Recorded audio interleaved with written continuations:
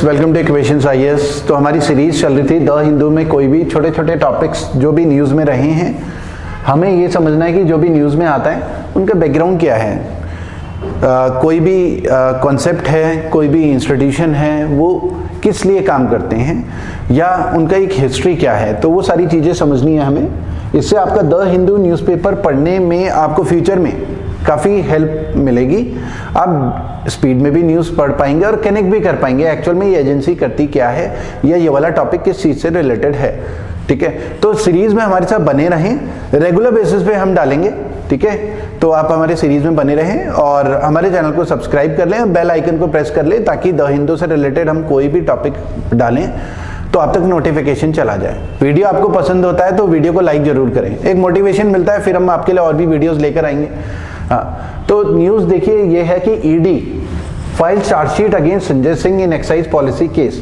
अब देखिए एग्जाम में ऐसा नहीं आएगा कि किसके अगेंस्ट चार्जशीट वगैरह फाइल करी है। एग्जाम के पॉइंट ऑफ व्यू से इंपॉर्टेंट क्या है कि ईडी क्या है, ईडी क्या है, बस एग्जाम के पॉइंट ऑफ व्यू से ये इंपॉर्टेंट है। ईडी होता है इन्फोर्समेंट डायरेक्टरेट, प्रवर्तन निदेशालय, डायरेक्टोरेट, प्रवर्तन निदेशालय बोलते हैं हिंदी में। और आपने देखा होगा ईडी इसकी इन्वेस्टिगेशन कर रहा है या अपोजिशन वाले मोदी सरकार के ऊपर एलिगेशन लगा रहे हैं कि केवल अपोजिशन की जांच कर रहा है ईडी, कहीं पर ईडी छापा मार रहा है, कुछ कर रहा है, तो बहुत न्यूज़ में रहता है ईडी। तो कुछ छोटे मोटे एग्जाम्स जो हैं उनमें कई में ईडी की फुल फॉर्म भी आई है। अब सिविल सर्विसेज में तो ईडी की फुल फॉर्म नहीं आएगी, काम क्या है या ईडी के डायरेक्टर को कैसे अपॉइंट किया जाता है, मतलब इससे रिलेटेड क्वेश्चंस बन सकते हैं। तो हमें पहले एक बैकग्राउंड एटलीस्ट पता होना चाहिए कि ईडी क्या है।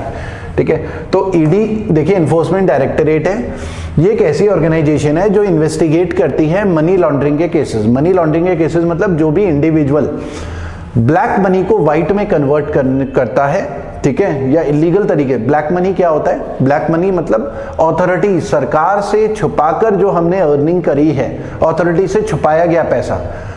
ठीक है, वो इलीगल तरीके से भी हो सकता है, लीगल तरीके से, मतलब किसी बिजनेस में लीगल तरीके से कमाया लेकिन अंडर रिपोर्टिंग कर दी, वो भी ब्लैक मनी है। या इलीगल तरीके से कमाया है ब्राइब लेके, तो वो भी ब्लैक मनी है।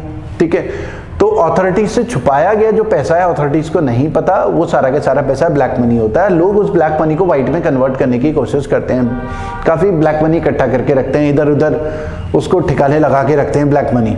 ठीक है, तो एक तो ब्लैक मनी के केसेस को इन्वेस्टिगेट करता है। अब कोई ब्राइब लेता है, चाहे वो सरकारी कर्मचारी हो, पॉलिटिशियन हो, उसके पास ब्लैक मनी है, उसने कैश में रखा हुआ अपने पास 5 करोड़ 10 करोड़ 20 करोड़ घर में रखा हुआ, तो ईडी को अगर इन्फॉर्मेशन मिलती है उसके पास ब्लैक मनी है, क्योंकि अथॉरिटीज से छुपाया हुआ, अथॉरिटीज को तो पता ही नहीं घर में 10-15 करोड़ उसने कैश रखा हुआ। बैंक में रखेंगे तो आइडिया लग जाएगा, बैंक में डाल ही नहीं सकते वो, क्योंकि ब्राइब का पैसा है, वो तो कैश में ही लेन देन हो रहा है करोड़ों का, 50 करोड़ 20 करोड़ 10 करोड़, वो सारा ब्लैक मनी है। ईडी ऐसे केसेस को इन्वेस्टिगेट करता है। ईडी मर्डर वाले केसेस नहीं इन्वेस्टिगेट करेगा, ये ब्लैक मनी से रिलेटेड। उसके अलावा foreign exchange laws, foreign exchange मतलब विदेशों से जो पैसा यहाँ पर रिसीव करते हैं, कई लोग यूरोप से आया पैसा, अमेरिका से आया पैसा रिसीव करा, इलीगल तरीके से रिसीव कर रहे हैं और इलीगल एक्टिविटीज़ में इन्वॉल्व हैं, उस पैसे को इलीगल एक्टिविटीज़ में सरकार के अगेंस्ट यूज़ कर रहे हैं, तो वो वाले केसेस भी इन्फोर्समेंट डायरेक्टरेट देखता है। ठीक है, इनिशियली जब इन्फोर्समेंट डायरेक्टरेट जो बना था वो 1956 में बना था under department of economic affairs. Department of economic affairs से मिनिस्ट्री ऑफ फाइनेंस के अंडर आता है। ठीक है, मिनिस्ट्री ऑफ फाइनेंस में प्रेजेंट में 6 डिपार्टमेंट है, उनमें से एक डिपार्टमेंट ऑफ इकोनॉमिक अफेयर्स है, उसके अंडर ईडी आता था। ठीक है, लेकिन शुरुआत में इसका नाम जो है वो ईडी नहीं था, शुरुआत में इसका नाम था इन्फोर्समेंट यूनिट 1956 में। अगले साल 1957 में इसका नाम किया गया इन्फोर्समेंट डायरेक्टरेट 1957 में।